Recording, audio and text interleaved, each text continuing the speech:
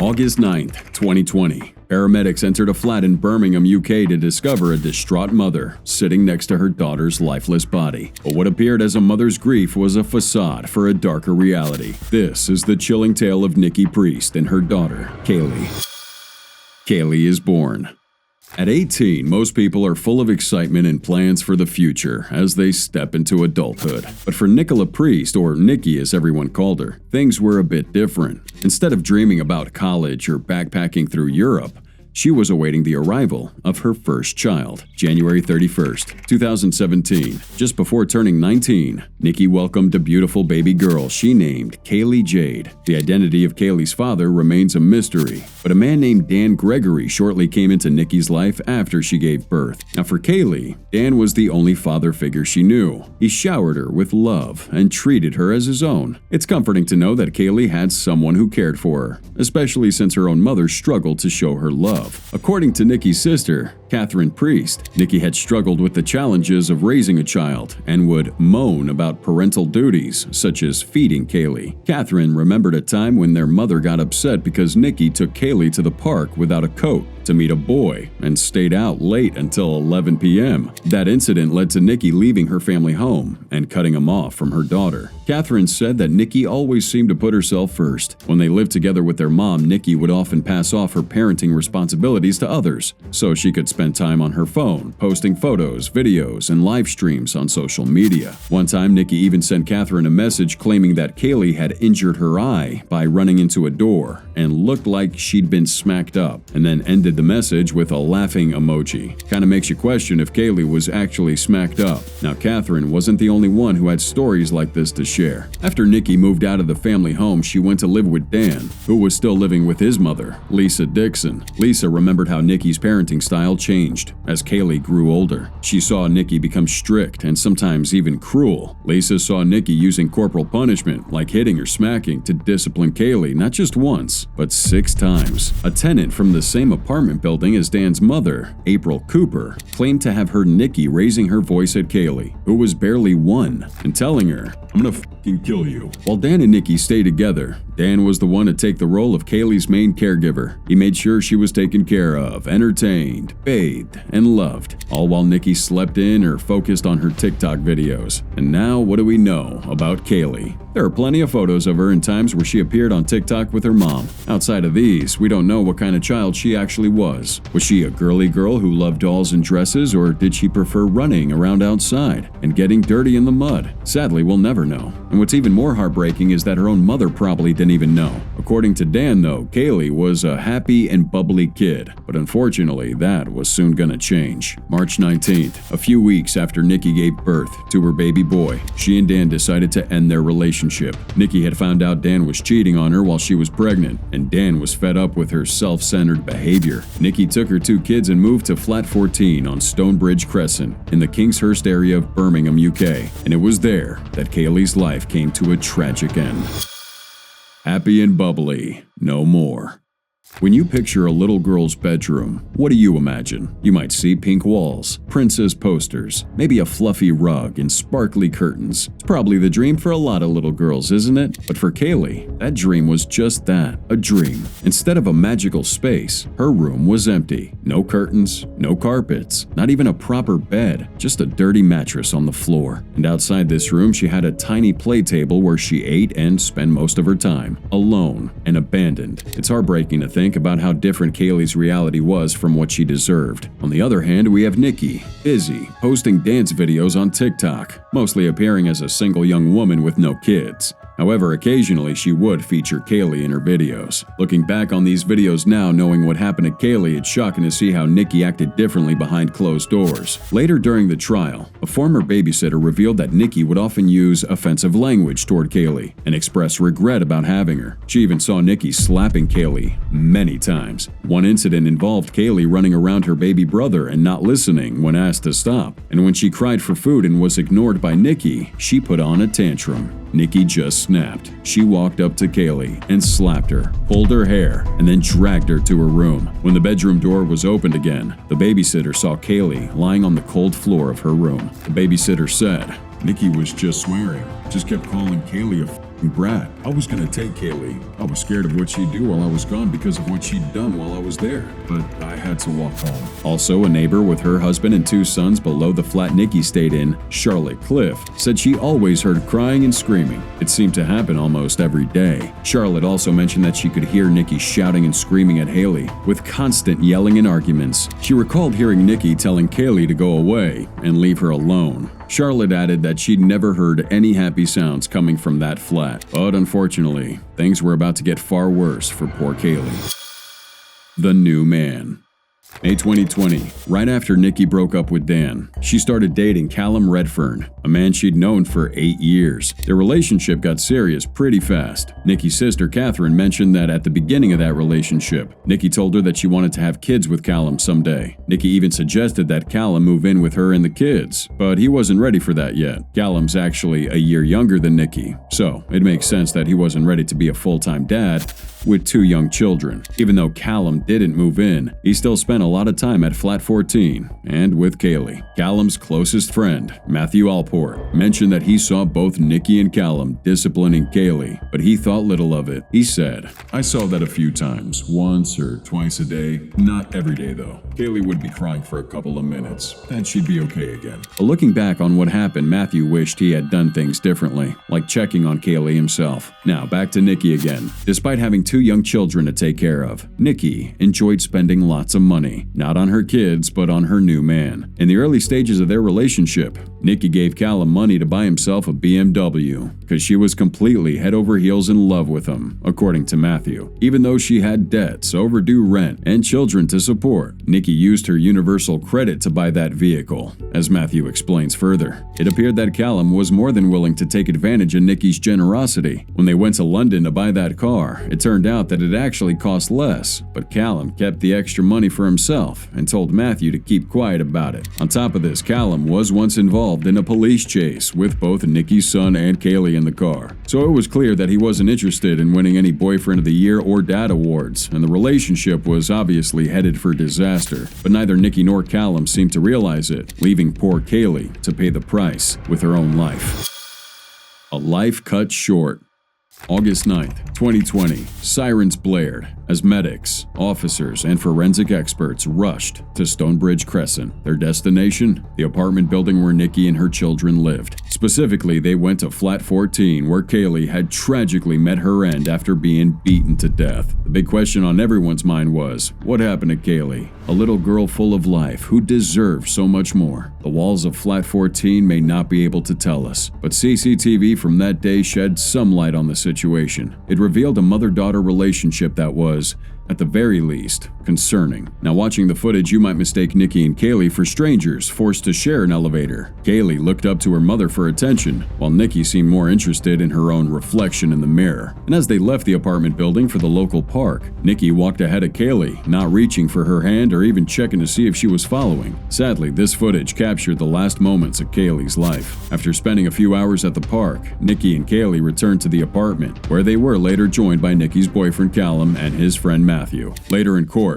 Matthew shared his perspective on the events of that fateful night. He described how the evening began like any other. When he arrived at the apartment, Kaylee was already in her pink and white pajamas, eating a frozen dinner at her own little table. After dinner, Kaylee would play around the apartment, while the three would smoke pot on the balcony. Around 7 p.m., Matthew was in the living room, Nikki was still on the balcony, and Callum was putting Kaylee to bed, a process that took about 10 minutes. Matthew then heard muffled voices when Nikki joined Callum in Kaylee's room, but he didn't know what they were discussing. Callum and Nikki spent some time in there alone in Nikki's room while Kaylee rattled their stairgate, wanting to play. Her pleas were ignored, and eventually she gave up and went to bed. But shortly after, Matthew heard Callum yell, "Nikki, Kaylee's being sick." Callum and Nikki then went to bathe Kaylee. After about a half an hour, Kaylee was back in bed. During this time, Matthew never actually saw Kaylee or what Callum and Nikki were really doing. When he thought about it again, Matthew said that he didn't remember Kaylee getting sick or even crying, and he was puzzled by Callum's continued presence in Kaylee's room after she had supposedly gone to bed and wasn't making any noise. So, about 40 minutes later, after Kaylee had been put back to bed, Matthew noticed a change in Callum's mood. He told him,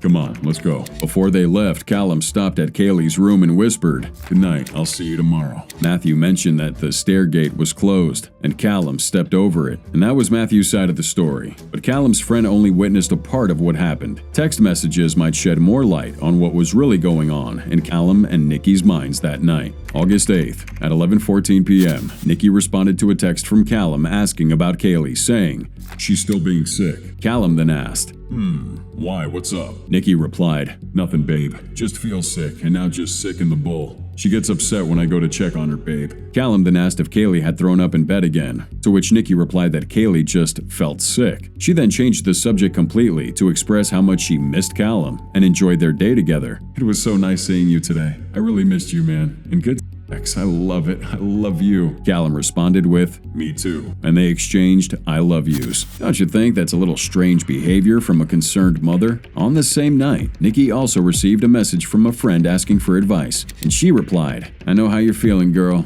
I'll talk all night." Now, do you think Nikki was really unaware of the severity of her daughter's injuries, or did she just not care? And was she truly oblivious to the horrors that awaited her the next day? Well, let's revisit the older texts between Nikki and Callum that were shared in court, revealing that the two lovebirds may not have been as innocent as they seemed. July 24th, 2020, days before Kaylee's death, Nikki texted Callum saying, "I'm gonna kill her." She added, "Because she keeps leaving the living room or going in the kitchen, so I've paled her one and smacked her for shitting in her nappy." Callum replied, "Good, give her one from me." Nikki told him, "Will, babe." 3 days later, Callum messaged Nikki saying, "I'm gonna keep the little brat away from me. Sick of spanking your daughter." Do these messages seem normal to you? And let's not forget that Kaylee didn't just pass away. Her life was cut short.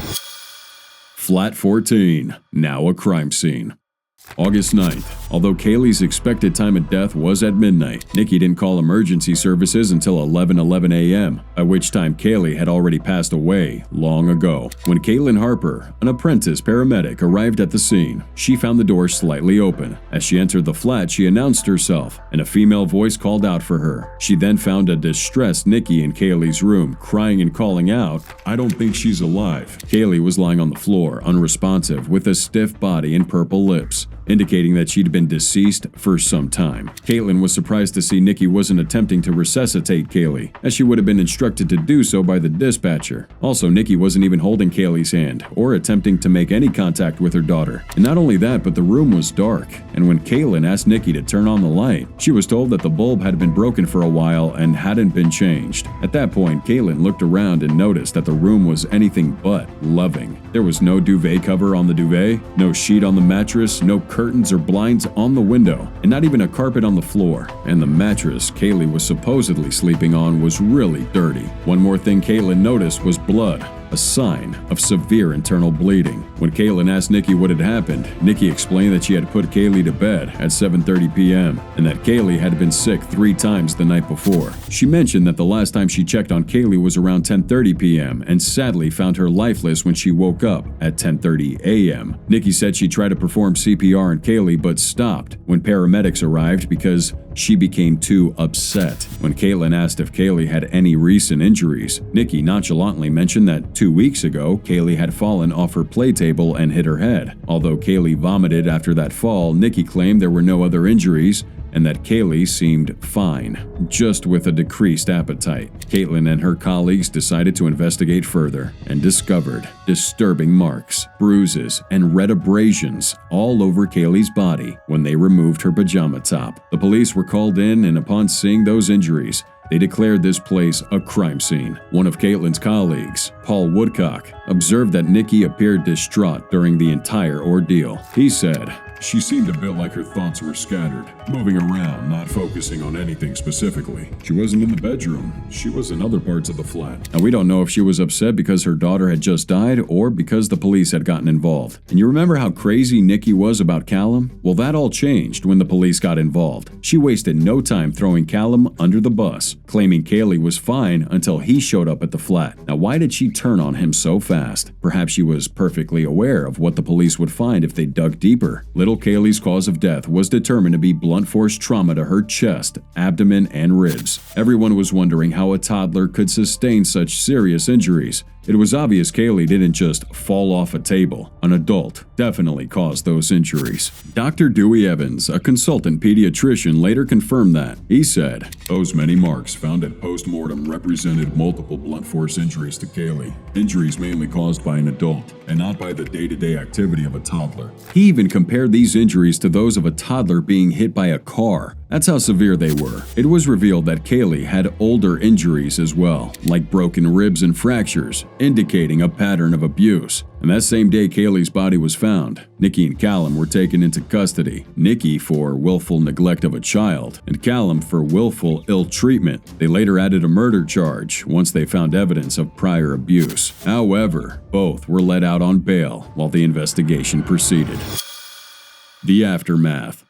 After Kaylee's sudden and tragic death, everyone was just left in shock. Debbie Windmill, Kaylee's grandmother, received a frantic call from Nikki informing her of the devastating news. Debbie described Nikki as being distraught and unable to speak clearly. In a state of disbelief, Debbie reached out to Callum for more information. His response via text only added to her suspicion. "I am just as devastated. Loved her as my own. Only found out a couple of hours ago. I'm being told different stories. I've done nothing other than sob and cry." Callum's vague messages left Debbie feeling uneasy. As the conversation continued, Debbie discovered that her daughter had been arrested and that there was something suspicious surrounding Kaylee's death. But how did Callum find out about the news? And was he really crying and sobbing all day as he claimed? According to his friend Matthew, none of that happened. He said around noon, him and Callum were just chilling at Matt's place when Callum was on his phone scrolling through Facebook and suddenly seemed upset. Matt asked him what's wrong, and Callum said that he would tell him in a bit. But time would pass, and Matt still had no idea what was going on. It wasn't until 3 p.m. when Callum dropped the bombshell, saying, "You'll never guess what happened. Kaylee has passed away." Matthew was shocked and wondered why Callum didn't tell him right away, since they were best friends. Callum tried to explain that he was waiting for the right moment when they were alone, but they were already alone. So, what was really going on in Callum's mind? Now, despite Callum's message to Debbie about being devastated, Matt said he never saw Callum cry and that Kaylee's death seemed like it was just an inconvenience to him. In his statement to the police, Matthew said, "All he was bothered about was that Nikki now wouldn't be able to get him another car. He has no job, no money, and no friends." And as suspicions continued to mount around Callum and Nikki, especially following their arrest, others were left to mourn the tragic loss of Kaylee, who never got to see her 4th birthday. Dan Gregory, who'd been a father figure to Kaylee, was heartbroken by the news. In response, he set up a GoFundMe page to help cover the funeral costs and create a memorial in her honor. The entire community seemed to be united in grief for this little girl. The street was adorned with her photos of her smiling face, as well as flowers and teddy bears left as tributes. And then there was Nikki, also grieving, but only for social media to see. Grieving mother or collecting views. After being released on bail, Nikki took to TikTok to share this video of herself wiping away tears and lip-syncing a sad song. In addition, compilations of old videos and photos of Kaylee were also posted with captions like, "R.I.P. my darling, mommy loves you, angel." Many saw these videos not as a grieving mother, but as a social media addict seeking her next dose of attention. Speculation about Nikki's true feelings didn't last long, as the mourning videos quickly disappeared and she returned to posting dancing videos and makeup reviews. It was like she'd forgotten her own daughter had lost her life because of her, and while nothing could bring Kaylee back, could the law at least bring some justice? The trial.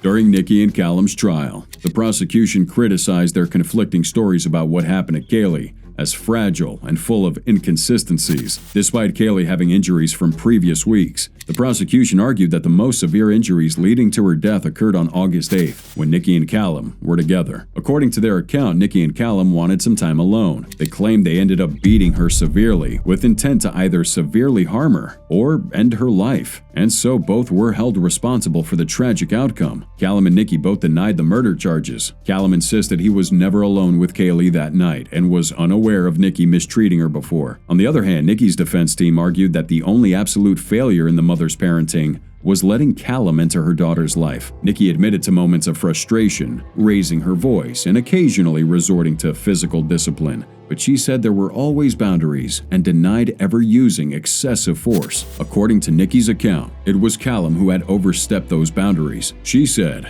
"It started with little taps and then it got worse. You could hear her screaming. There were a couple times when I heard punching noises." Nikki also recounted her version of events on what happened on August 8th. She said that she had taken her daughter to the park and asked about why she wasn't holding her hand. Nikki answered, "She likes to walk on her own. She likes to run." Then they went back to the flat, where they were joined by Callum and Matthew. Nikki claimed that when Callum took Kaylee to bed, he stuck his head out of the doorway and angrily said, "She just bit me." Allegedly, Callum then disciplined Kaylee in a way that made her cry. Nikki reminded Callum of Kaylee's age, but he responded with, "She deserved it." Later, after putting Kaylee to bed, Nikki went out onto the balcony to smoke with the door shut. When she returned, Matthew was in the living room, and Callum was missing. She thought he went to the bathroom until she heard him say that Kaylee was sick. Nikki found her daughter crying in bed and had gotten sick on her sheets. When she asked Callum why Kaylee was sick, he said he didn't know. Nikki also noticed a mark on Kaylee's chest. After giving her daughter a bath and tucking her in, Callum asked Nikki for a cup of tea and juice for Kaylee. While in the kitchen, Nikki heard loud noises from Kaylee's room. "I heard smacks. I think it was 3 or 5. It was getting louder and louder. I ran to the bedroom and she was holding her stomach." When Nikki asked Callum what happened, he said he smacked Kaylee for getting out of bed. Surprisingly, Nikki didn't think much of it and left the room. Nikki said that Callum only followed her a couple of minutes later, and they hung out in the living room. She expected Callum to stay the night, as he usually did on weekends, but Callum said he wanted to leave. She mentioned that she spent the rest of the night taking care of Kaylee and texting a friend in Callum, who kept asking about Kaylee's condition. According to Nikki, by 10 a.m., Kaylee had stopped throwing up and had fallen asleep. When Nikki woke up the next morning, she decided to let Kaylee sleep in. She used her phone,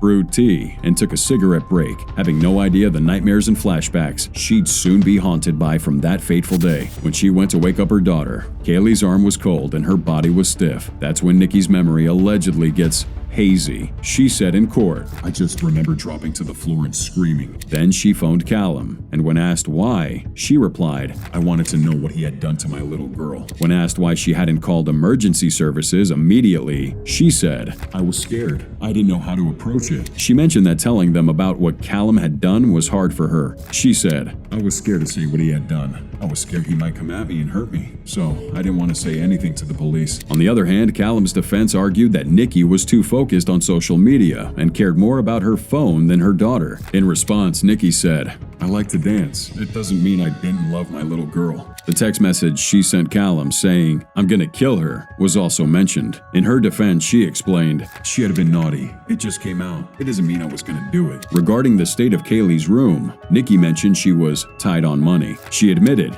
"I do agree it was no place for a little girl, but it was getting done." As for the witnesses who saw her being violent with her daughter, Nikki claimed they were all lying and trying to set her up. August 7th, 2021. In the end, despite Nikki and Callum denying any wrongdoing, they were both found guilty of manslaughter. Nikki was given 15 years in prison, while Callum received 14 years. Speaking afterward, Detective Inspector Adam Jobson, who was in charge of that investigation, said, "I don't think, sadly, we will ever fully know what has happened. But one thing is clear. Kaylee Priest has failed her daughter. She's failed to protect her, and she should be, being a mother to that little girl, the one person who should have been able to protect her."